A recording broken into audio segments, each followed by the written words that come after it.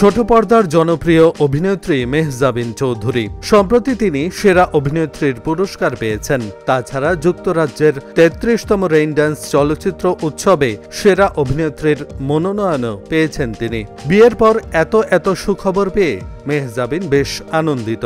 দীর্ঘ ১৩ বছর প্রেম করার পর নির্মাতা আদনান আল রাজিবকে বিয়ে করেছেন মেহজাবিন। বিয়ের পর দারুণ সময় পার করছেন অভিনেত্রী।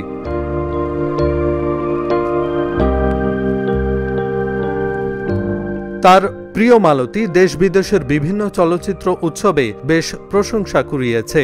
গেল ডিসেম্বরে দেশের সবচেয়ে বড় চলচ্চিত্র উৎসব ঢাকা ইন্টারন্যাশনাল ফিল্ম ফেস্টিভ্যালে সেরা ছবির পুরস্কার জিতে নেয় প্রিয় মালতী।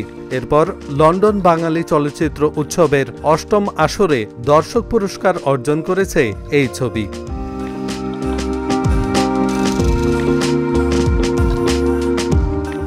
এসব কিছুর পরে সম্প্রতি মেরিল প্রথম আলো পুরস্কার ২০২৪-এর সেরা চলচ্চিত্রের পুরস্কার পায় প্রিয় মালতী। শুধু তাই নয়, সমালোচক ও তারকা জরিপ দুই বিভাগেই প্রিয় মালতীর জন্য সেরা অভিনেত্রীর পুরস্কার পেয়েছেন তিনি।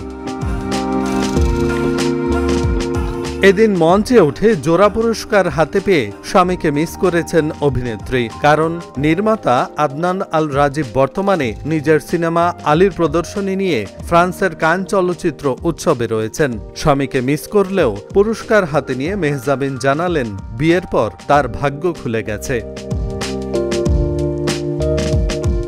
এর আগে যুক্তরাজ্যের ৩৩তম রেইনড্যান্স চলচ্চিত্র উৎসবে সেরা অভিনেত্রীর মনোনয়ন পেয়ে সংবাদ মাধ্যমকে অভিনেত্রী বলেন, ব্যক্তিগতভাবে আমি খুবই আনন্দিত যে আমাকে আন্তর্জাতিক অনেক প্রতিভাবান শিল্পীদের সঙ্গে একই তালিকায় মনোনয়ন দেয়া হয়েছে।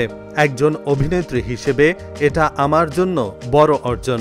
আমি চাই আরও ভালো কাজ করতে, আরও চ্যালেঞ্জিং চরিত্রে অভিনয় করতে।